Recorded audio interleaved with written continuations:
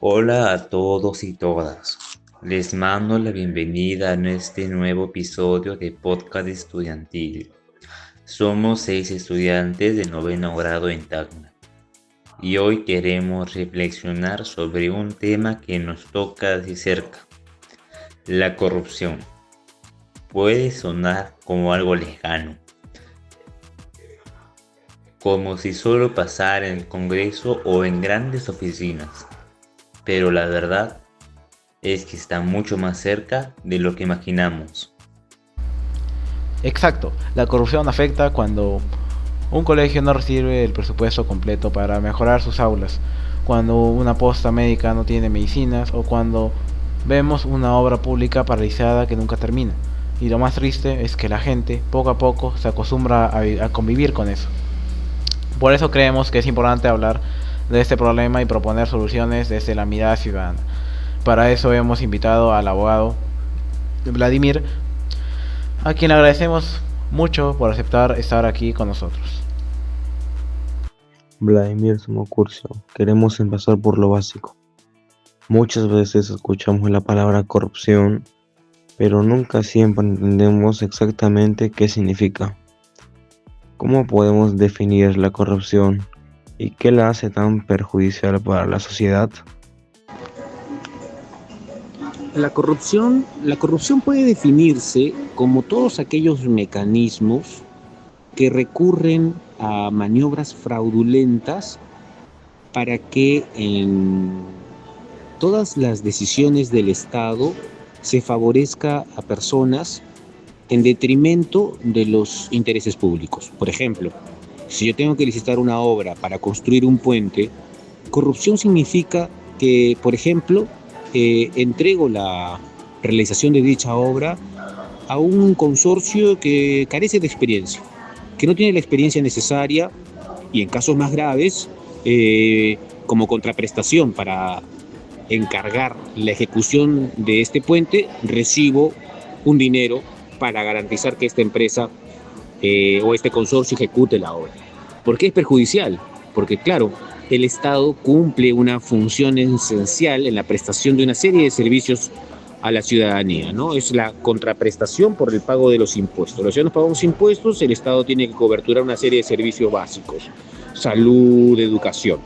Entonces, poniendo el mismo ejemplo, si yo, por ejemplo, licito una obra importante para construir un puente que conecte la ciudad con una población que, por ejemplo, produce naranjas y de incurrir en un acto de corrupción, la obra no llega a ejecutarse, el puente no se concreta y toda la producción de naranjas se va a estropear y eso va a generar un grave perjuicio a estos agricultores, a toda la cadena comercial que se genera a raíz de estos productos, que puede llegar incluso hasta la exportación, ¿no? Si es un producto de calidad. Entonces, esa es la corrupción y es por eso que afecta gravemente a nuestro país, ¿no? ¿Por qué? Porque se incumplen compromisos relacionados a la brindación óptima de servicios públicos. En la encuesta que realizamos en nuestro colegio y en algunos barrios de Tacna, la mayoría de personas señaló que perciben más corrupción a nivel regional, sobre todo en el manejo de obras públicas. ¿Usted diría que esta percepción refleja la realidad? Es verdad que la percepción de la corrupción se siente más a nivel regional. ¿Por qué? Porque hace muchos años el Estado peruano vive un proceso de descentralización. ¿Eso qué significa? Que hace muchos años todas las obras se ejecutaban directamente desde el gobierno central. O sea, era el Poder Ejecutivo a través de sus ministerios en Lima que se encargaban de las obras grandes. Pero con el proceso de descentralización, la descentralización involucra que los gobiernos regionales, las municipalidades se encargan de la ejecución de presupuesto público en la ejecución de obras de envergadura. Entonces, si antes para hacer una carretera lo tenía que ejecutar el gobierno central a través del Ministerio de Transporte y Comunicaciones, hoy esa carretera, en determinadas circunstancias, se puede ejecutar a través del gobierno regional, a través de un municipio provincial o distrital.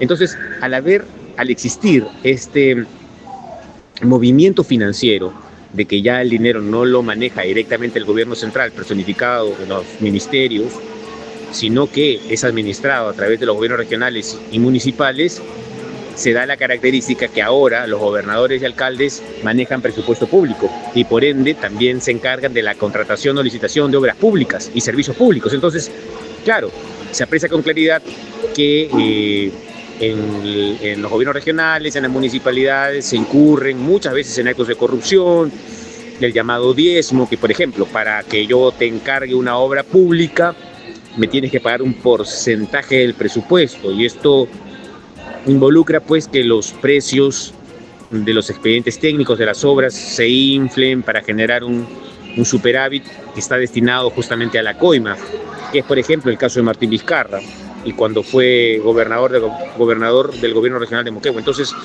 esa percepción es real, pero la explicación pasa por el propio proceso de descentralización, que al haberse facultado los gobiernos regionales y municipales a ejecutar presupuesto público, lamentablemente se están dando estas conductas de corrupción y eso lo percibe la población, el ciudadano de a pie. ¿Por qué? Porque imagínate, se tenía que ejecutar una carretera en el pueblo joven Leoncio Prado, me parece, y no se ejecutó. Se hicieron las zanjas, se abrieron los huecos y las carreteras no se hicieron. Entonces la percepción es evidente, la pista quedó destrozada, llena de polvo, se pueden originar una serie de accidentes. Entonces esa es la percepción de la población. Mi municipalidad, en este caso la Municipalidad Provincial de Tacna, no ejecutó esta obra y probablemente le dio la buena pro a un consorcio que no estaba capacitado, y todo eso ocurrió por un acto de corrupción. Y es verdad, porque nosotros mismos lo notamos en la vida diaria. Por ejemplo, hay parques que anuncian con gran entusiasmo que van a ser remodelados, pero cuando llega el momento, lo único que hacen es pintar un par de bancas y cortar los césped. Mientras que aseguran que la obra costó muchísimo dinero. Lo mismo ocurre con muchos colegios, que en teoría deberían contar con mejores instalaciones para los estudiantes, pero al final los trabajos quedan a medio hacer o sin terminar, o simplemente no lo terminan nunca. Es como si gran parte del presupuesto desapareciera en el camino, y esa situación termina generando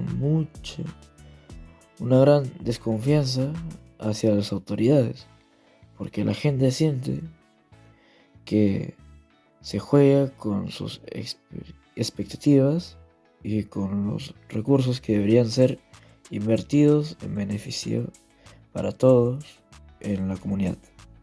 Algo que muchas personas nos comentan es que no denuncian porque sienten que no sirve de nada, que todo se queda igual. Vladimir Smocurcio, ¿realmente la denuncia ciudadana puede tener un impacto? ¿Qué podemos hacer como personas comunes? Es cierto que existe un impacto general en que la corrupción nunca es sancionada, ¿no? Y esto tiene que ver un poco con nuestra propia historia republicana. ¿Por qué? Porque hemos vivido diferentes gobiernos en los que expresidentes, altos funcionarios públicos no fueron sancionados, ¿no? Pero es verdad que eso ha ocurrido años atrás, pero si nos ponemos a analizar la realidad actual, este panorama está cambiando. Somos uno de los países con una característica muy singular, que es que tenemos varios expresidentes presos, ¿no? En su día, Fujimori fue condenado por corrupción, Alejandro Toledo ha sido condenado por corrupción, Ollanta está por un tema de lavado de activos, no es corrupción propiamente.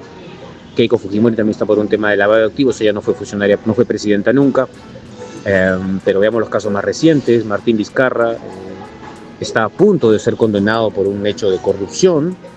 Entonces yo creo que esa percepción inicial ha ido cambiando. Entonces, y el mejor ejemplo es de que hasta los más altos funcionarios en nuestro país, el presidente, pueden ser sancionados. Así que esa imagen yo creo que está un poco cambiando, y eso es un mensaje importante para la ciudadanía, para que crean en el Poder Judicial, en el sistema de justicia, que puede llegar a sancionar a quien en su día fue el personaje de mayor poder político en nuestro país, un presidente. Si hablamos de soluciones, ¿qué acciones concretas cree usted que podrían ayudar a reducir la corrupción en Tacna? Hay múltiples formas de combatir la corrupción desde la ciudad de Tacna. Lo primero es promover las denuncias, eso siempre tiene que hacerse así. En segundo lugar, creo que tiene que garantizarse de alguna manera la confidencialidad de la información que brindan las personas que denuncian la corrupción.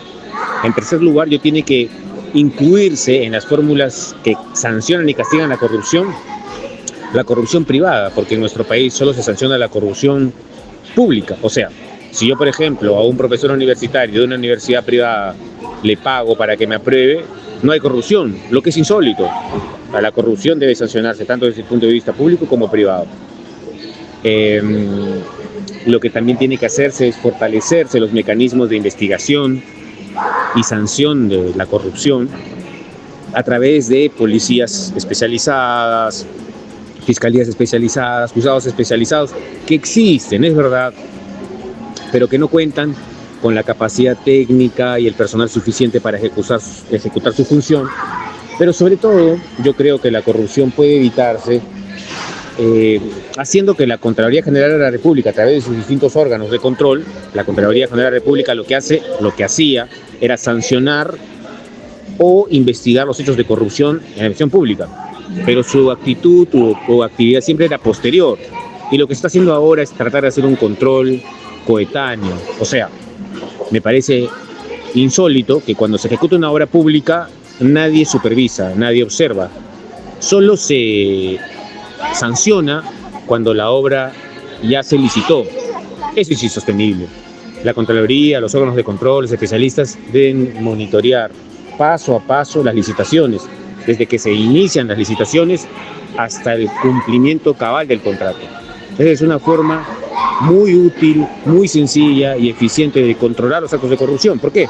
Porque como son personas especialistas, obviamente que están ejecutando labores de control, pueden prevenir, diagnosticar y reparar lo más pronto posible cualquier conducta que desvíe los fines lícitos de la administración pública. Eso me hace pensar que combatir la corrupción no depende solo de las autoridades, sino también de nosotros mismos.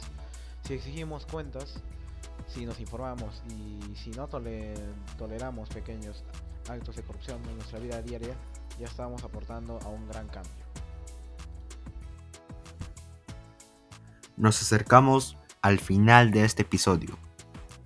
Hoy atendimos que la corrupción no es un problema lejano ni imposible de resolver, sino algo que está en nuestro día a día y que exige que todos hagamos algo al respecto, desde anunciar un mal acto hasta educarnos y hablar de estos temas.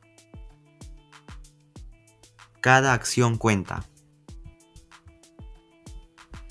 Queremos agradecer al abogado Vladimir por acompañarnos y por ayudarnos a comprender el tema de una manera clara. También gracias a quienes nos escuchan, porque sin una ciudadanía informada, ninguna solución sería posible. Muchas gracias por su atención.